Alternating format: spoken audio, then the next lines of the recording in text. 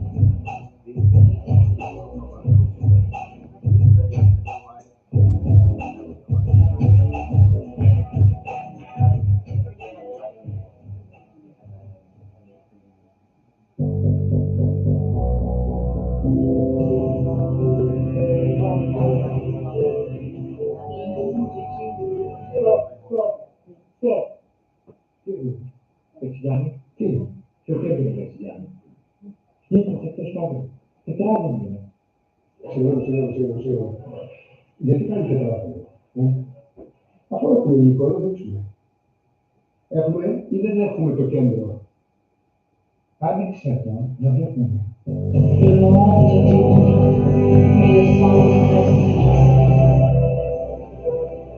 C'est le sang qui est la structure. Le sang laisse.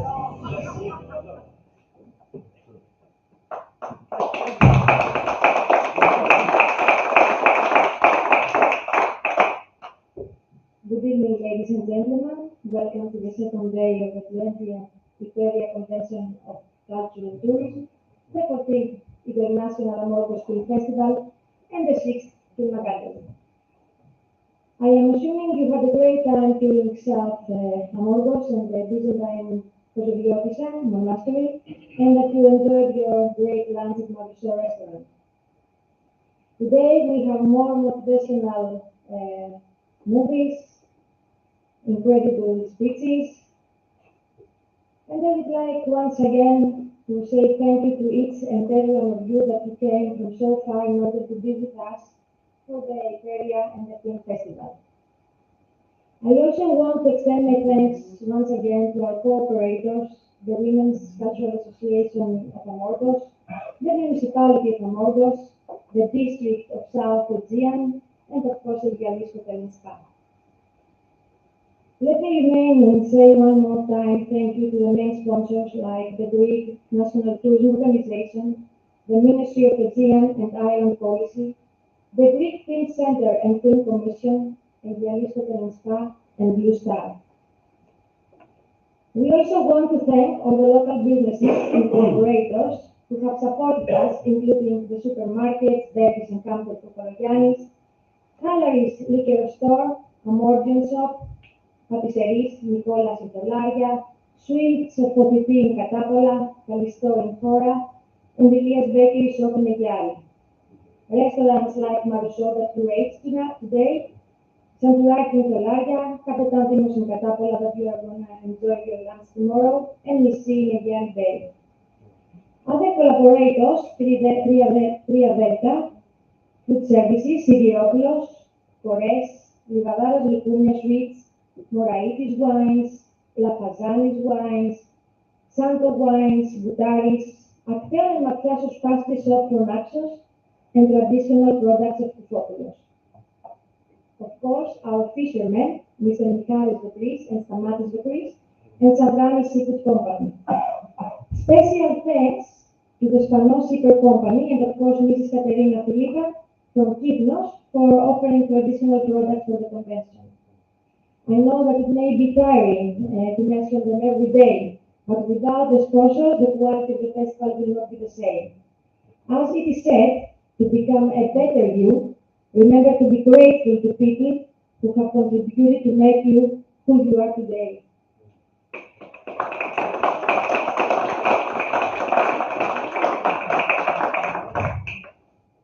Last but not least, our biggest thanks goes to our precious cooperators and media staff, as well who work tirelessly to organize this event and make it real. Though they may be behind the scenes, as you know and now you know where to look, let us give them a round of applause.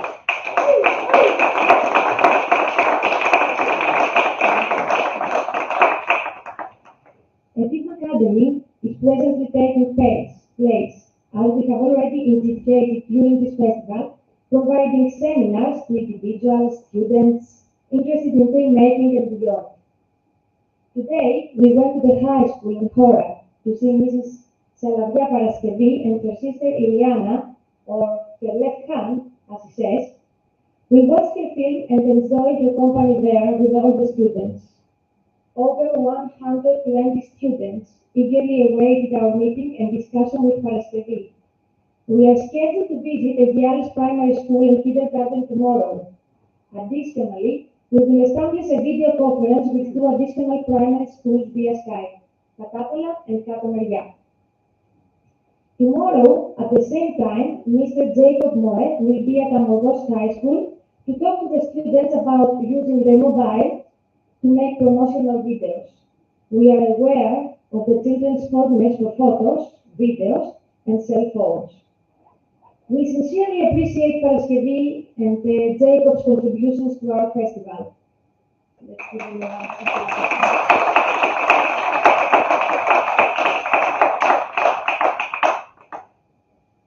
An archipelago away from the crowds, there is only one way to travel back in time and experience all Greece up close. Take a seat and get off at Fully. Let's watch a video. Why Fully?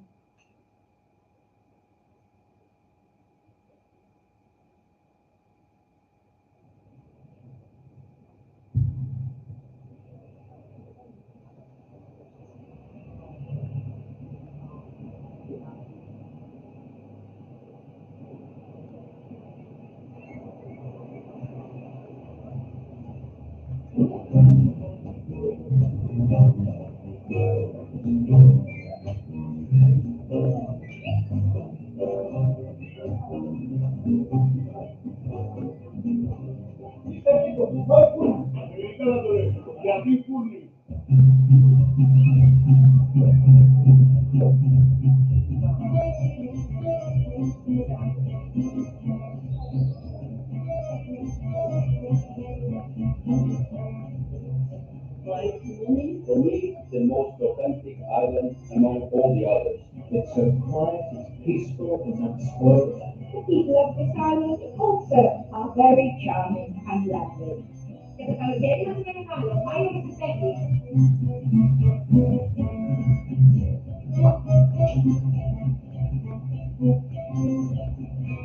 The beaches, totally beautiful. There are no umbrellas. This is for me #1 island.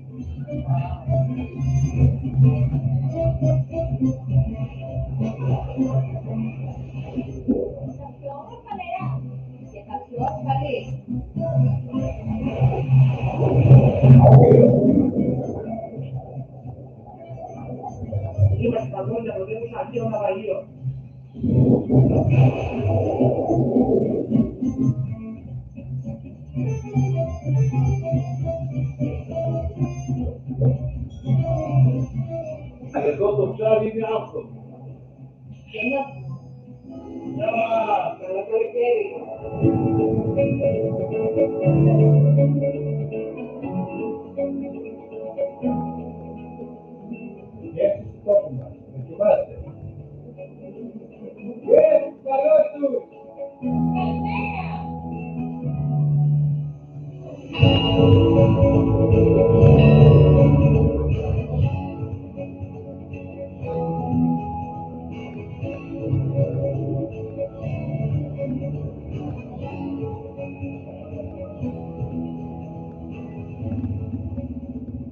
Visto como decía, Evangelista López, te doy permiso.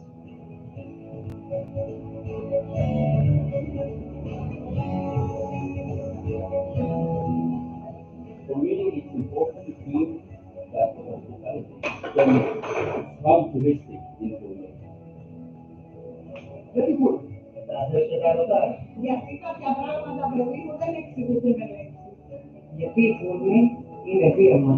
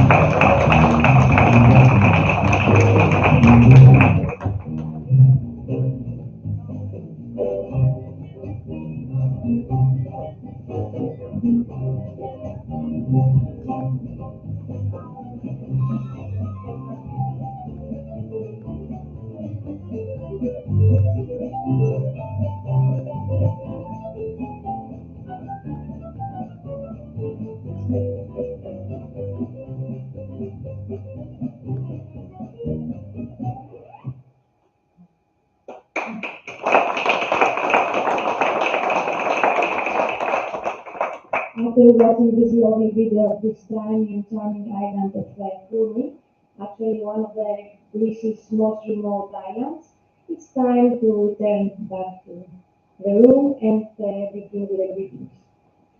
During the festival, we host two painting exhibitions by Stefka Todorova and Judy Atwood at Ambrosia Gallery Restaurant and Lounge area. For that reason, I am delighted to introduce you to Mrs. Atwood Judy, an English artist, printmaker living in Greece, whose work is inspired by the green landscape of nature. Miss Atwood, the stage is all yours.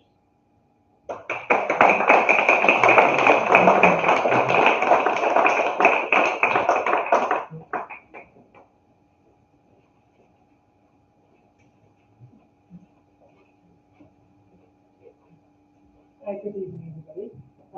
Okay, I'm not prepared to make a speech, just to introduce you to the artwork. I don't know how many people have seen the exhibition in the foyer. I've been coming to Angola for over 20 years. Always been inspired by the incredible harmony with nature that you find here. Walking down the pathways, the beautiful flowers, the smells, animals, the harmony with nature. That's been the subject of many of my artworks, and the more recent pieces in the exhibition feature the Yperia, as Serena said the other day, which are also something that is disappearing slowly in the sea, but the colours, the reflections in the water, to me, are something that it's the Greek we dream about. It might not be the reality for some people. I think it's the Greek we would all like to think about when we're searching for some sort of tranquility. Obviously, if you go to the exhibition, I'd be delighted to take you around and show you, because apart from the watercolours, I also have some etchings. I don't know if people understand what they are. Charactica in Greek, which are made in a very special way, so I'm going to explain that to you. But I'm delighted to present my work. Thank you very much for introducing me, and I'll be very pleased to see you later to show you around. Thank you.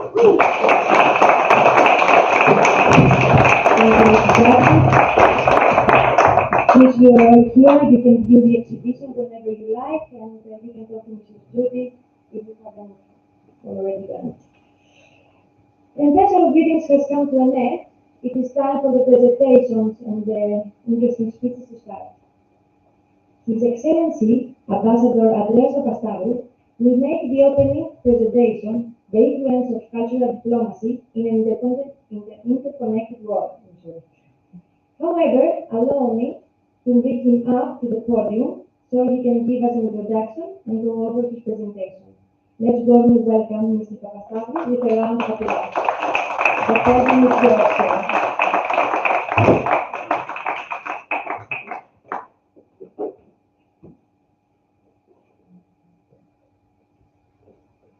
Thank you very much. Well, that presentation will be interesting, I don't know. Well, I would like to thank four faculty, Mrs. Irene and Kukuru, for inviting me to this beautiful event, to this beautiful day, to this beautiful island. We're surrounded by beauty, and I think that we're all happy about it. The very, very fact that we're all here proves how important, cultural diplomacy is. And of course, before proceeding to the next part of my speech, I would also like to thank the team that made this event possible with their hard work.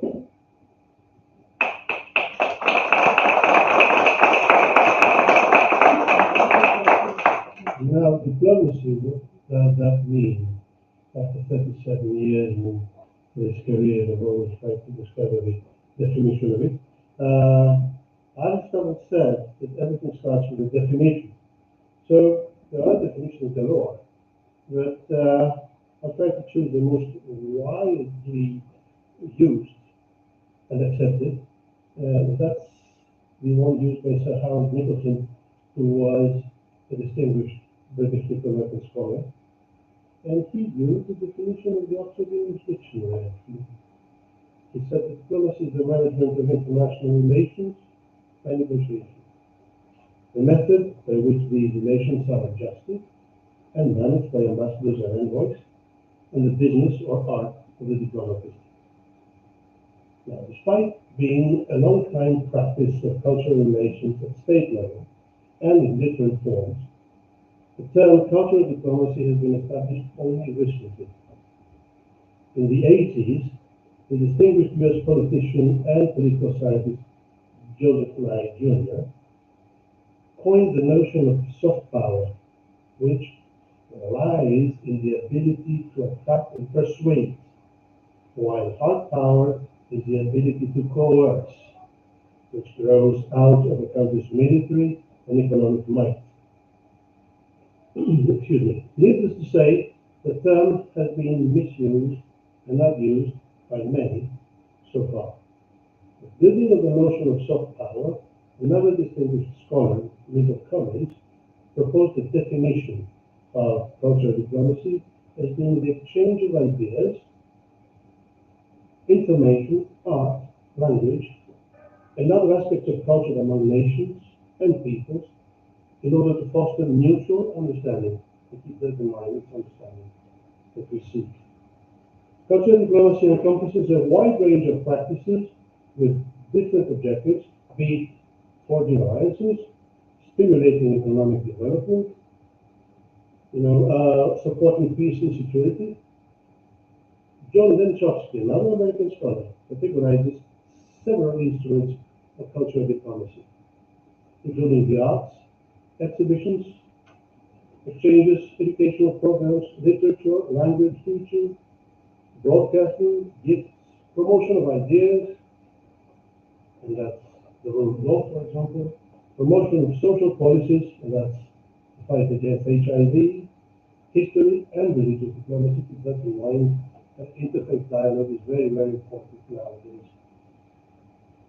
Other researchers are increasingly linking the arts, festivals, and geopolitics. In a nutshell, cultural diplomacy has a vast domain of action. A few moments ago, I referred to Joseph Nye Jr. and the term soft power. In his book, The Paradox of American Power, Why the World's Only Superpower Cannot Go Alone, he mentions that the importance of the American soft power, which keeps the country afloat as the world's only superpower, in spite of the wilder times. And I thought that when I set foot in New York City for the first time in 1985, it was as if I had always lived there. And that was through American cinema, music, theater, jazz. Well, they are all present in people's homes in most countries in our world. Power is something that can be measured, according to several scholars, and they use several criteria. when you don't have economic power, when you don't have military power, you have to compensate it somehow, and culture is that factor. Let's talk about France and Germany now. There are two main pillars of the European Union. Who has forgotten the rivers of blood that has flowed between those two countries? Now they are partners in the noblest exercise of togetherness since the inception of mankind. Everything played a role, of course, politics and economy. However, the role of cultural diplomacy cannot and should not be downplayed in that achievement. On the contrary, it has become even more important. Just think of the Arctic in each other and all those things happening between those enemies who hated each other guts. Our world is a very complicated one and has become even more so, assuming its modern interconnected form. Scarcity of information has yielded its place to a notion of information easily accessible to considerable numbers of people in all cases. However, it takes a great effort to sort out the information you have. In the past, you didn't have any information, now you have so much to choose, so you can't assess things. In spite of the lessons learned, some of them very recently, war, which goes again after that ultimately absurd thing for societies having the human being as their supreme value. Wars rage over place all over the place. This creates a need to do our best in inventing or strengthening means to show the real face of violence, which is not just useless and stupid, means to prevent it, means to stop it. The United Nations has a role to play, and diplomacy, also the cultural one, can be a weapon to prevent or quell all weapons. More specifically, cultural diplomacy is a remedy that soothes when necessary and a very effective way to cement unity and harmony among people. UNESCO has been a unique global platform for cultural diplomacy since its inception in 1935. That's rooted in its conviction that the free exchange of ideas and knowledge for the purposes of mutual understanding and the truer and more perfect knowledge of each other's lives, as articulated in its constitution. Particularly through its normative instrumental program, UNESCO facilitates cultural diplomacy, opening new areas of cooperation, dialogue, and complex and sometimes very sensitive issues related to culture, I would say even explosive issues, and creativity and heritage.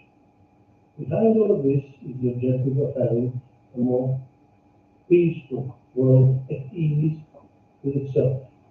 Recent years have seen a mix of outcomes from the use of hard power. There's the use of soft power. In the much tormented South Asia, people of Pakistan,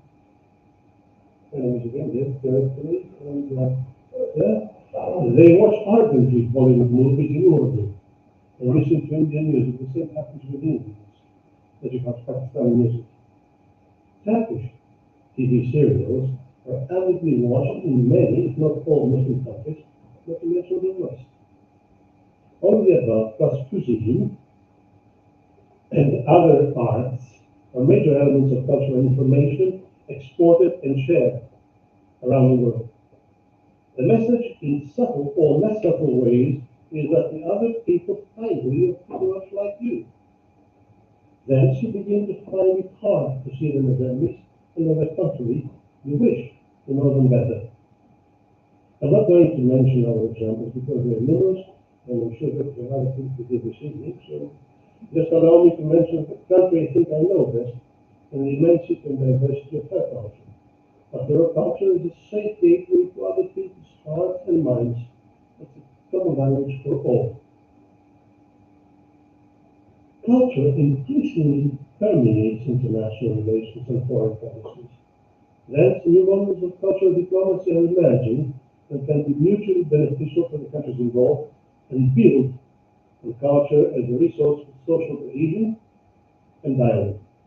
I have to stress here, once more, Whilst the primary goal of cultural diplomacy remains the advancement of national interests, there is a perceptible shift towards models that seek to build trust, establishing cooperation and partnership. But today is today. The arrogance of opulence makes people live only for the day as if no younger generations existed to take the relay. The relay to what? Concluding this presentation, I think that the warning is essential. Olivier Guez, a French author who wrote the book The Disappearance of Joseph Mengele, received a prize of the French Academy, wrote, every 2 or 3 generations, the memory fades and the last witnesses of previous massacres disappear, reason eclipses and men return to spread evil. Even if one does not realize it, culture and by influence cultural diplomacy are everywhere. In the drawing room, in the bedroom, in the bedrooms of your children, just everywhere. Do not ever disregard the importance of culture and cultural diplomacy for the world of today and that of tomorrow. Invest, strengthen, promote, encourage, support cultural diplomacy. It is one of the means that can help today's world sort out its problems and build a better one for tomorrow. It is an essential means in combating the real enemy, that is ignorance. Our children deserve it. Thank you.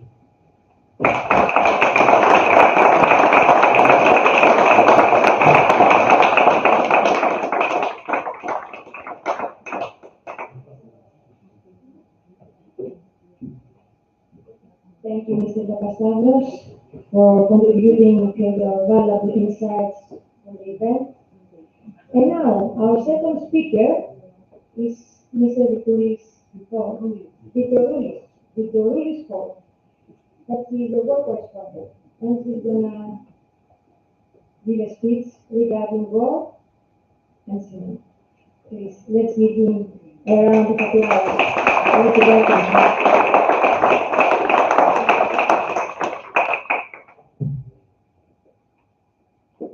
Okay, here we are. Good evening. Welcome everybody.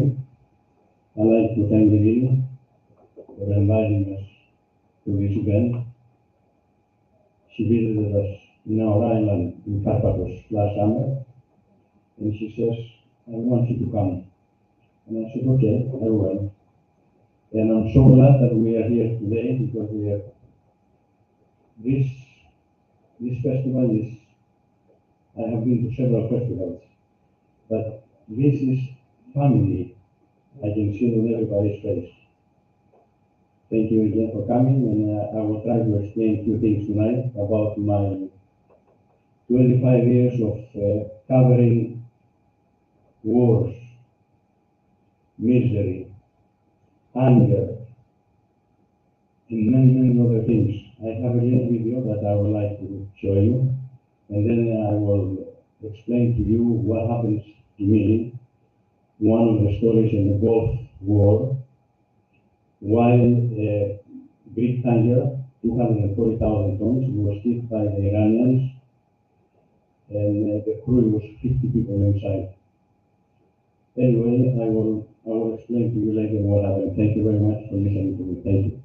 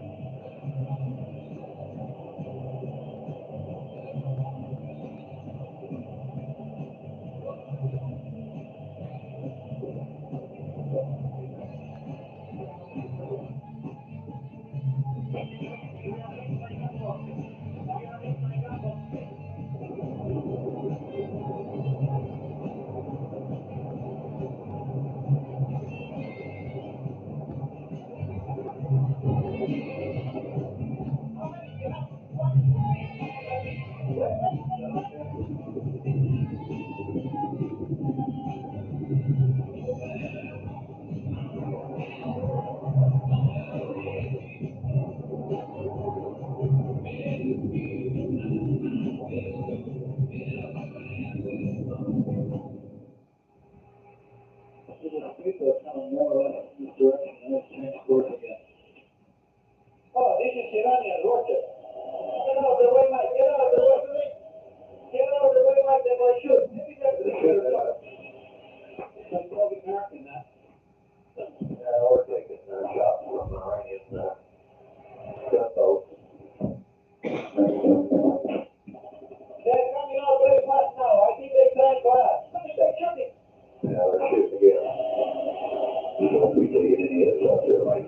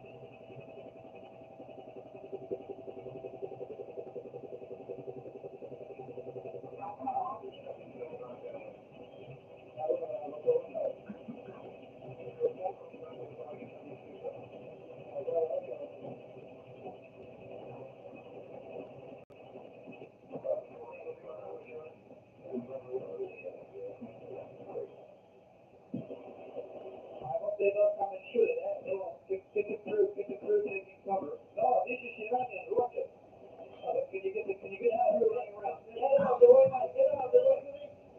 Get out of the way, Mike, then let's shoot. Maybe they're coming to us. But, hold on the way, hold up the floor.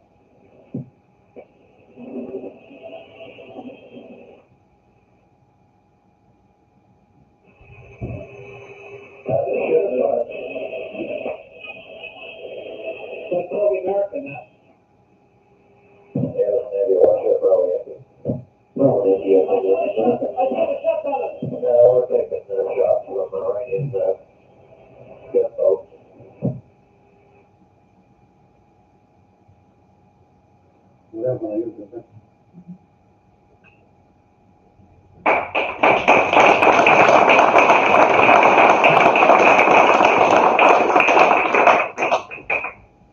That was my life for about 25 years. Traveling, and I'm still alive, thank God. Many people got killed around us, but I didn't even get a scratch all this time. God was watching, and my beautiful wife was praying for me.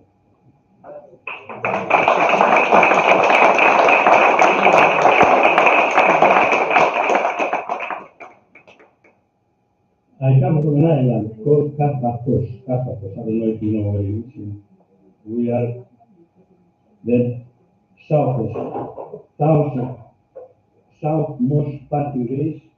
We call it, we are the gate to the Aegean. The gate to the Aegean. I was born there. I left when I was 17 years old. I immigrated from Canada and then to the United States and then back to Greece. And I started working for CBS News in 1970. The channel was big, large. They needed good pictures. They needed action. Because at this time it was a competition by two other channels. It was ABC and NBC. So working for CBS, it was an honor for me because they were paying me very well, but I had to produce. I had to produce all these things that you have seen on the video before. It was not easy. A lot of people were telling me, he says, Paul, what about you don't scare? And I said, of course I am scared. But if you're scared, you change jobs, you don't do this work.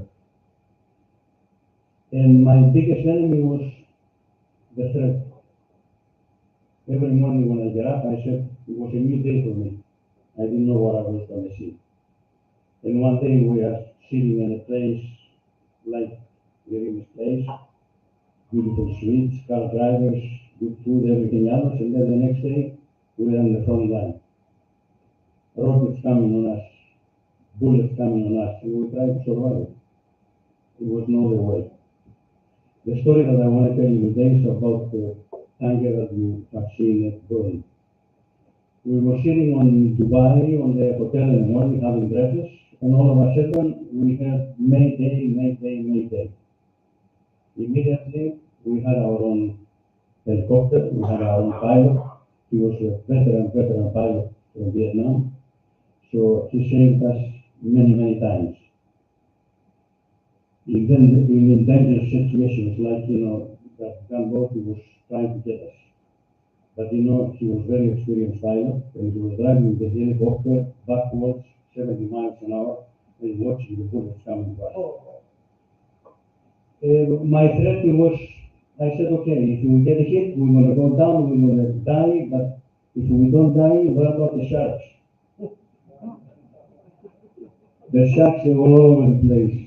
I don't know if anybody has been on the boat. There were sharks all over the place. I said they're gonna grab us. They're gonna eat us alive anyway. Anyway, this day we came up on the helicopter and started looking for the Mayday plane. We spotted. We saw the smoke coming up, but it was an American frigate, and they were saying to us, he says, don't come very close because our rocket alarm has a range of 5 miles.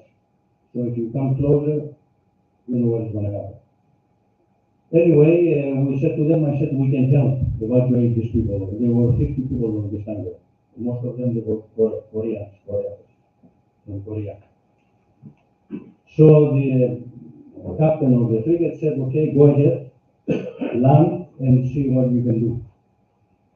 The only thing that we told them, I said, listen, okay, we're going to help as much as we can, but don't let anybody, any other journalist or television come near the place, because you want to have the exclusivity of the story.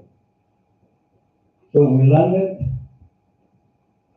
almost 50 Koreans, and we tried to get into the helicopter. We saw the series. I said, we can only take 5. Anyway, we managed to save 49, and the American Navy saved 11.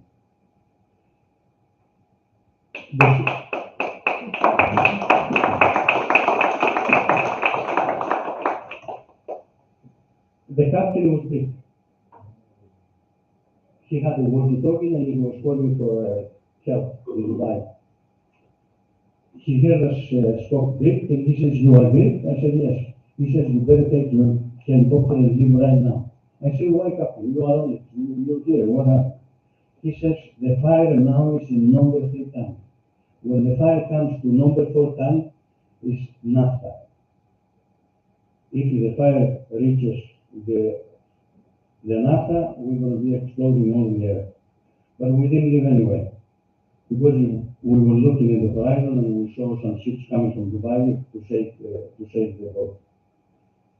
We get on the air, and the scene we have seen down there was incredible. I mean, if you have to pay millions of dollars, to make a scene like this, you don't want people to make it, The ship, it was circling inside of its own fire.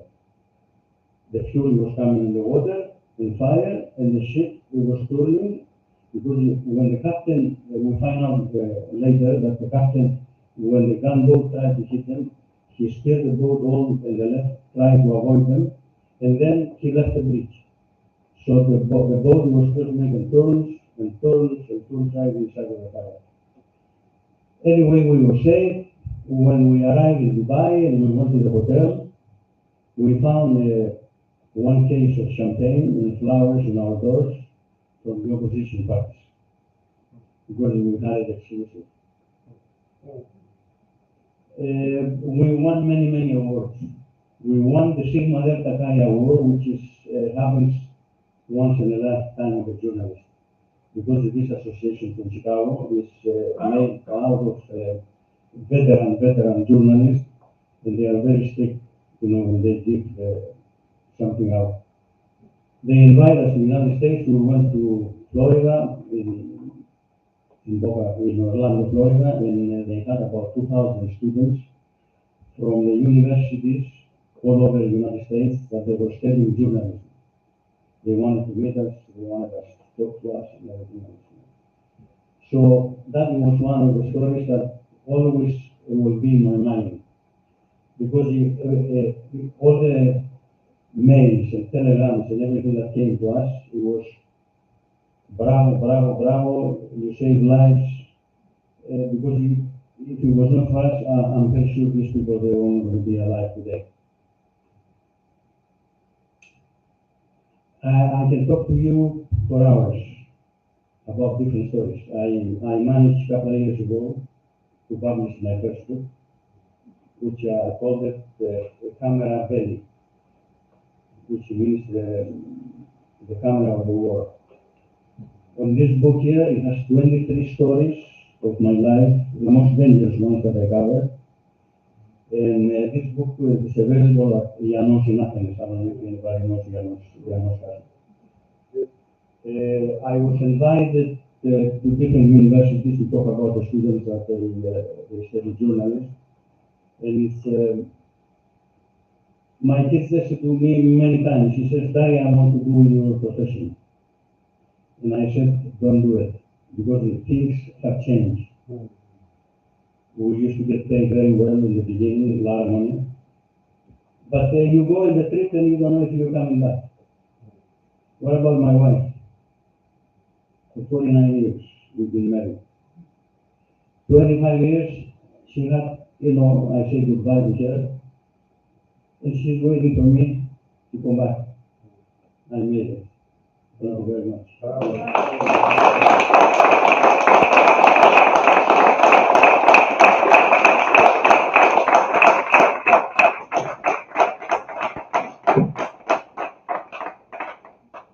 Congratulations, respect, appreciation for you and for your wife. I cannot even think that we can be one day in separation. Unfortunately, we may work, but we may live in peace, as Aristotle said. But I think peace is beautiful. And I wish our kids and even ourselves, but especially our kids, not to live such things and dangerous moments. Thank you for your time and your presentation. Sorry? No, yes, okay. I need the other microphone. Yes, I will give you a word.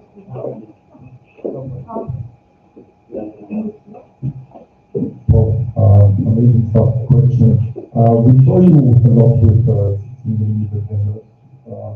How did you shoot the scene? Was it video already, or was it? Well, at the beginning it was film, 16mm, and then the video came. But the first cameras of the video, they were 20 kilos. Can you imagine, covering a dangerous area, and you have 20 kilos of your back, and you're trying to save yourself and save the camera, because if I don't have a camera, then I don't have it. So, and then you saw that you were running around with the sound? With the what? With the sound engineer as well? Yes. Giorgio Aneris he was born in Lebanon, Greek, but he spoke Arabic. And this really helped us out, because we were covering the Arab side during all these years, so we could understand what was going on. I remember one time we were doing an interview with Gaddafi in Libya, and the journalist asked him 2 questions. I don't know if you remember when they downed the American plane in northern England, okay? Lockerbie, yes. 450 people that were here at that time. So they were accusing Gaddafi that he had hit somebody and they put the bombs on the plane.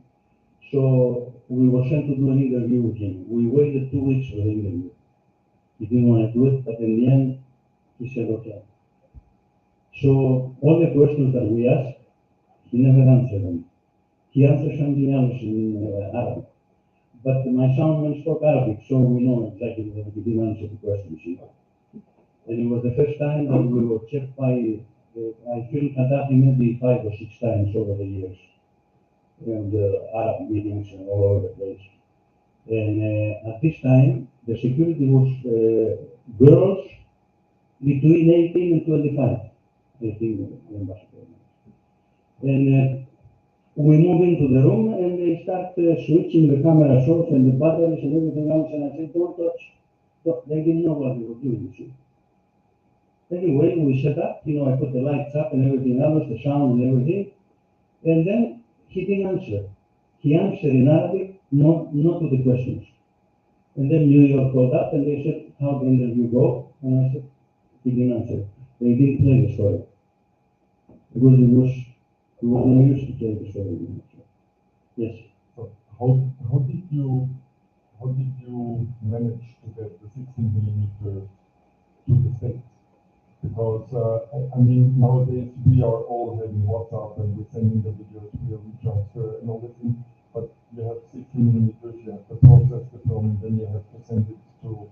Well, those days it was difficult, whenever you want to send the film, why? Because it was, if we were shooting in Lebanon, we had to get the film either to London or Jordan, or Israel was not possible those days. And it will be developed there, edited, and then they sent it by satellite. Satellites only, they were available from television stations those days. It was difficult, The stories, sometimes it will be a week old, by the time the film reaches New York, But it was evidence, it was news, so that. And the tanker story, was this on video already? No, the tanker story was on video, yes. But we did it from Dubai, Dubai was available at the time, so we can send it out. Thank you. You're welcome. Any other questions? Yes. Yes, I'm curious, having been in a real war zone, working through those years, do you have an opinion about the films that were made in Hollywood-style films about war? Did it glorify war for you, and having been in the real zone, have a different take on that? I don't know if you have seen the film of Argo. Anybody has seen this film? All the scenes in the front, for the demonstrations in Iran, they were mine. My name is not mentioned because the channel has provided this footage for the film. And that story, I don't know, I don't like to talk about that story. It was filmed in Turkey, and the story was not like that because I was there at the time. There was no way, American film crew, which is shown on the film, they went to Iran and they made a deal with the Iranians to do the film. I don't know if you remember the film. Yeah. So I didn't want to give any interview because those guys from the embassies, from the Canadian embassy that they were saved, they did it by foot. There was no other way to come out of Iran. But on the film, it's not showing that kind of... So it sort of makes it look more heroic for the way that they help these people escape, but not truthful. Well, most of the movies, I don't know. I have seen many movies on my life, but the stories that I really know, sometimes they don't match exactly what's happening. Because sometimes you want to make it look better and better so they get more money and more awards. Thank you. Any other questions? Yeah.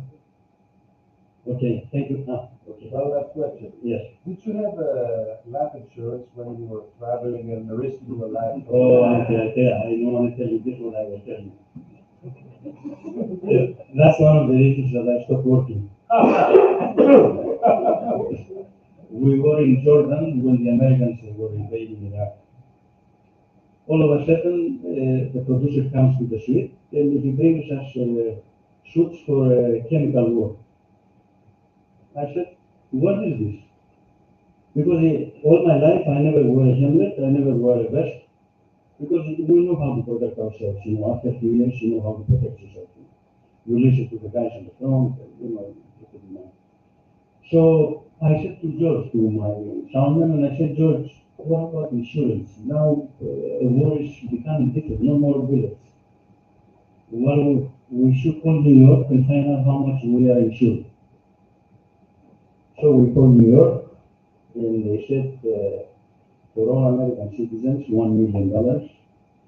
For non-American citizens, $250,000. So the message came. We call back and we say, we want to pay for the difference in insurance, and they say no. And I said, okay. We pick up our equipment and everything else, and I said, the first flight out of Jordan. We flew to Cyprus. The producer came down and he says, where are you going? We have nobody else. We were the only ones having visa to go to Baghdad. And I said, don't worry. if they don't assure us exactly as the same as the Americans, we're not going anywhere. So they said the correspondent was going to get some footage from the local station. But the local station was the first hit. Like that. So for 3 days, CBS had nothing to show from that. You know, we were thinking of going to New York and go to New York Times and do an interview, but we said we made money from this company, we didn't want to hurt anybody, and we didn't do it. But when the contract ended up about a year and a half later, we said to them, I said, thank you very much. We know what to do again. With that. Bravo. Thank you very much.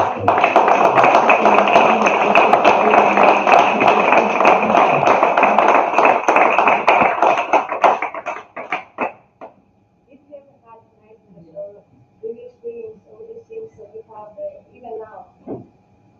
Well, I will say that last night I saw a dream. I was in a place covered. But in the past years, every time my wife next to me, she sees me jumping because of the dreams, you know. Like another bomb came, another rocket came, another explosion came. About explosions, I will tell you, I don't know if you saw the picture when we are sitting in this destroyer, New Jersey.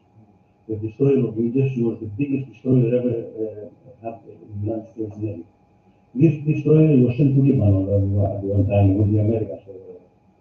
So one day they said, would you like to go up and have an interview with the captain and everything else? So with the helicopter they took us up. And the captain came down on deck and we did an interview and we said, what about all these guns? You know, they explode at once. What's happening on the boat? He says, if you're standing on the deck, your brain will come out of your head. This is how horrible it was. Because the inside of these guns, he was telling us that it was a 50 centimeter steel, solid steel, for people to recover. Anyway, in 2-3 days' time, we were sitting in the hotel at night and we saw trains that were crossing from the sky. I said trains from the sky, was not trains in Lebanon anyway.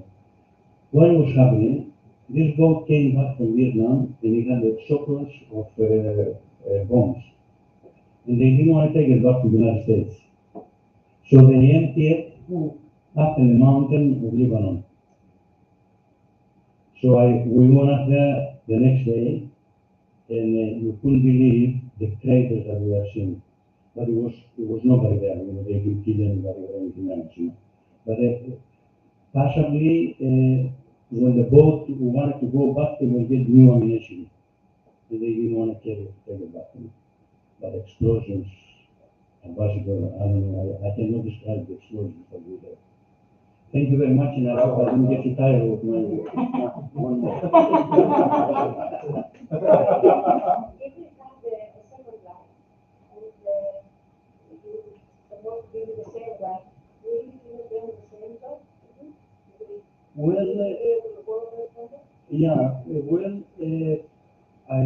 I've been watching the news from Gaza every night in Athens. And I have seen the war is different now than what it was then. Okay?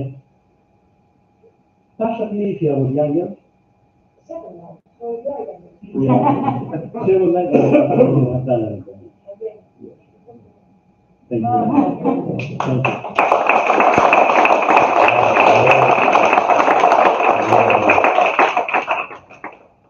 Thank you, Mr. Editor, for your amazing stories. And now, Yanis Koutsoumitis, the third and final presentation for tonight, entitled Digital Distribution of International Films. Thank you very much. Wow. What can I say after this very I can say that you are done.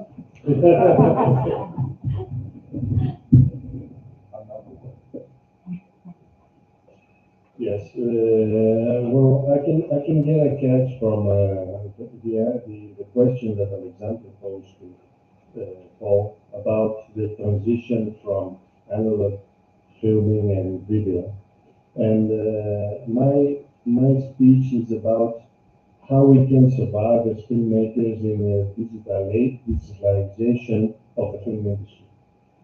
Because now we are experiencing an age-old transition that involves all aspects of filmmaking, from film producing, from distribution, from even enjoying how we enjoy films in the last few years. It's all in a different era. And rarely, lately, the film industry does not involve film anymore. We used to have all these nice boxes of 35 films, 60 million films, but now it's all digital. And the cameras and the microphones, they use sensors now. It's all different technology. And they translate the images and the sounds into bits and bytes. Directors and editors manipulate the raw footage on computers, they edit it, rather than with light boxes and scissors. I'm one of the lucky ones that have experienced the previous technology, and I grew up in one of Greece's biggest and most legendary film studios, film schools, because my father was an assistant director in the film schools, and I went to the downstairs of the film schools, and I knew how it was developed and how it was delivered in those ages. But now it's all different. Finished films get distributed as large files, megabytes, gigabytes, rather than giant spools. Analog has given its way to digital.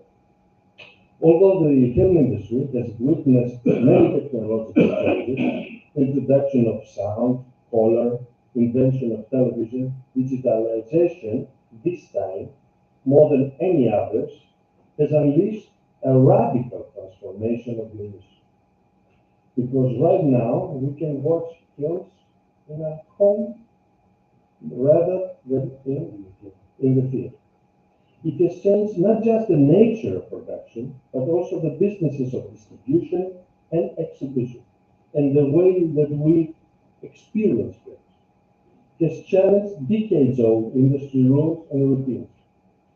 And COVID, the pandemic, if anything, has accelerated this transformation more than anything. When the pandemic kept people home, streaming services as, let's say, Netflix, Amazon, Apple Plus, came to the rescue, provided audiences with film entertainment on their televisions, on their computers, their tablets, even on the smartphone. And since the advent of digitalization in the late 1990s, some of the more radical reconfigurations of the industry have been delayed by those with entrenched interest in the old system.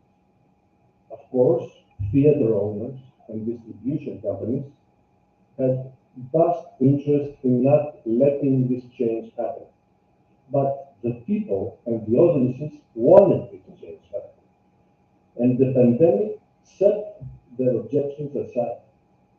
And major players have repositioned themselves, re-envisioning their business models, and after nearly a century of reaching audiences through middlemen, physical distributions, now the big studios of Hollywood, like Disney, and they all have their own streaming services right now. And Hollywood studios and the current conglomerates have even begun to premiere their movies on streaming platforms, not at theaters. You can recall yourselves of big premieres on Hollywood Boulevard or Chinese Theater on Hollywood and all those flashy premieres. Not happening anymore. It's happening on your smartphone. And most of the big films recently have been premiered on digital. And studios and theaters are not the only players affected by this phenomenon. The traditional model for television, often referred to as linear television, where a single uniform signal goes out to all viewers, mixing content with advertisements, has also been in decline. Digital distribution has made it easier and cheaper to offer the content to each viewer he wants and then demand it. On demand is in great need right now. Streaming services such as Netflix and Amazon Prime offer all-you-can-view buckets of video content, all with little or no advertising. Digitalization has also been disruptive to academic research in the film industry because many of you who've been to film schools, you know how the teaching of filming has been based on the old school teaching. Right now, almost none of this is relevant anymore. Decades of insight into the factors behind the success and the failure of film entertainment has been garnered from studying the old model, one that has been dominant for more than a century, almost a century. But as that model evolves, many of the patterns that have been found are no longer found. Film has become a dichotomous business of tentpoles and niche titles. Tentpoles like big films, flashy films, and niche titles that can gather the interest of the average viewer. Anything in between has a hard time to exist anymore and to make money. People consume more video entertainment than ever, but they do it in a much different way. The strategic landscape has shifted, forcing changes across all segments of the industry's value chain. But the relatively clear separation of activities has been under threat in some years ago. In some cases, the distributors, the studios, have moved into the production of film. Right now, Netflix, Amazon, Apple, Disney have all been developing their own originals, series, movies, shows that are distributed digitally as a premiere and often exclusively on their own platforms. And content producers, meanwhile, have been diversifying downstream. These efforts began as a collaborative effort, but Movie, for example, offered video on demand from libraries of all film caches. But increasingly, the studios and the parents have chosen to go it alone. Disney is present in Greece in 2023, actually cut its lucrative ties with streaming services to offer content exclusively on its own system. And now, how can the filmmakers survive? There are many ways in which the digital revolution, particularly in terms of the availability of viewing data, has begun to interject more science into the production process. And this is very significant because in the past decades, it was more of an art than science. Now you have to know how to process camera, how to handle the camera, how to process the data, how to put it in the computer, how to deliver the product, rather than being art. And this is something that creators need to know about these days. Information of what people watch, on where the movie is, or serial, and what people watch next provides producers with far better picture and demand side. To give you an example, we used to produce film series, television series in Greece with basic video material. Right now, everyone is shooting on 4K or at least 2K. And the detail that is on these cameras is tremendous. So you have to have extra detailed watch on your art director, your costumes, everything. This is totally new demands for the filmmakers.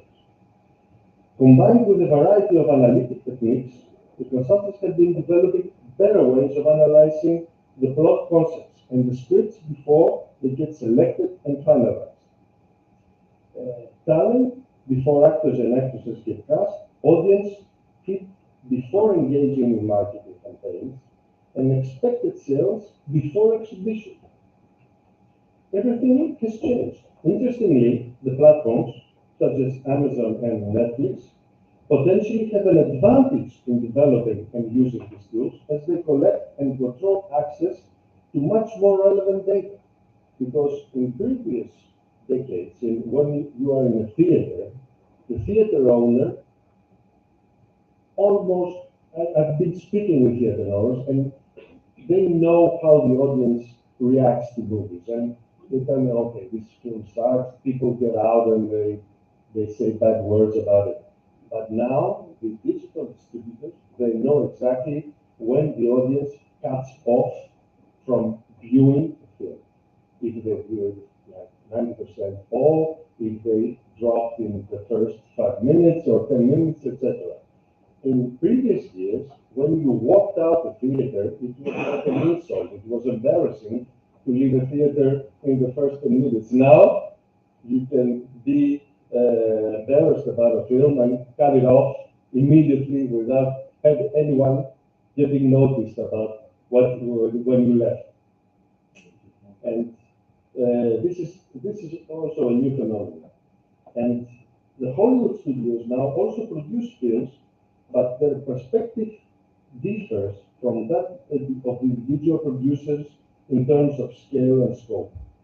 On the scale side, studios produce portfolios. They tend to have all these sagas of films, like number 1, number 2, 1 and 3, all these films that can create a series of films that so inventive as the film industry was in previous years. The digital age has challenged the core institutional logic of these studios. Institutional logic refers to a way of thinking about what is the problem. One firm might focus on minimizing production costs, whereas another firm might try to maximize customer satisfaction. For decades, the Hollywood studios operated with an eye on maximizing box office performance. In other words, tickets in theaters. That has governed their choice of release dates, the way in which they advertise and promote films, and even the terms in the contracts they sign with producers, television stations, streaming devices. By contrast, the streaming services have adopted a convenience logic. They have almost all converged on a subscription model. Most of what they do, therefore, has been in the name of increasing subscriptions. This logic has led these services to accumulate large libraries of films and television shows, even though many of these offerings have limited appeal. But it has led them to adopt evaluation and recommendation systems to help subscribers find additional content. You get a customer and you try to keep him in the house with whatever terms possible. This only happened maybe in India, where people went in theater and didn't leave for 10 hours, 12 hours, and they were showing film after film after film. That didn't happen in Western audiences. This is happening now in subscription-based models of streaming services, which is very, very interesting. And most recently, it has led them to develop their own proprietary content to attract more users to their platforms. The theaters, the legendary pioneers of film, as exhibitors of movies, have traditionally been the main setting in which people have consumed films. But that has been changing as well. People increasingly watch film entertainment not just on their televisions, but on a variety of mobile digital devices. Right now, you have smart TVs, you have tablets, even smartphones are big enough to show on high profile panels to show a film. And many young audiences are accustomed to watch a film on their smartphones rather than going to a movie. As right now, so what can we do about it? I think there is a way that we filmmakers and film lovers can adapt to this changing phenomenon. The film industry has weathered the introduction of many innovations, of feature-length films, sound, stars, color, competition from television, from wide release strategies of 10 poles, but the shift from analog to digital has had more profound and wider-ranging implications for the industry than any of these earlier innovations. That's why I said in the beginning, we're living in age-old transformation of the industry. And despite the fact that this digital revolution began more than 20 years ago, the producers, the distributors, exhibitors, and others continue to adapt to it. They have discovered and experimented with a range of business models and practices enabled by digitalization. It remains far from certain that it will prevail and what will disappear. We don't know now. Everything is like a shifting sand in this industry.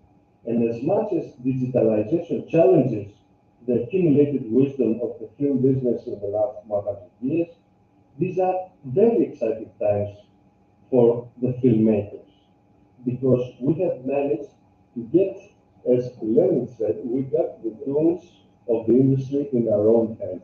Right now, with a small camera of maybe around 1,500 euros, you can be a filmmaker. This was not possible in any way 10 years ago, 15 years ago. But this has revolutionized the filmmaking business. And right now, what I want to say is let us embrace this opportunity and find ways to overcome these challenges of the new digitalized industry and continue our quest to shed light and guide on the future paths. Because one thing can be taken for granted. Humans hunger for film entertainment, and they will persist and they will always watch films on any media. Thank you very much.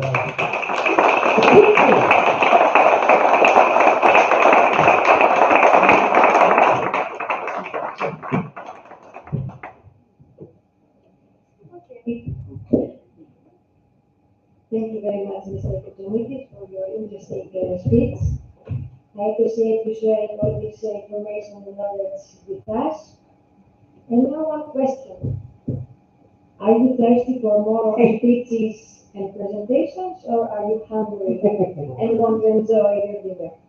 No, don't answer. The Greek National Tourism Organization has the answer for you. All you want is Greece. Let's watch the video.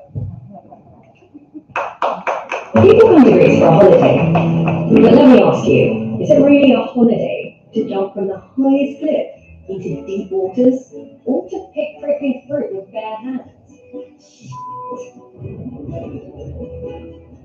Washing food in seawater?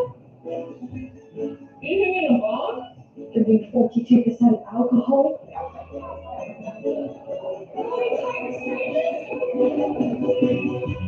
Let me answer. No. Coming to Greece isn't really a holiday. It's so much more.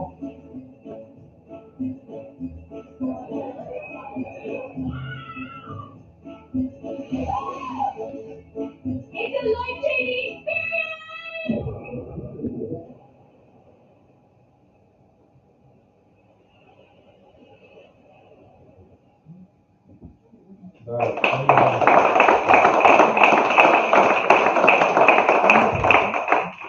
Greece is a life-changing experience.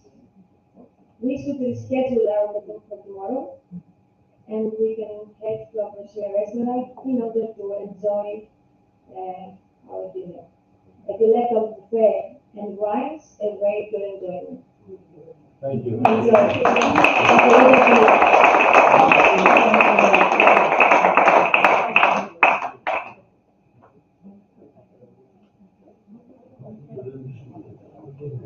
Okay.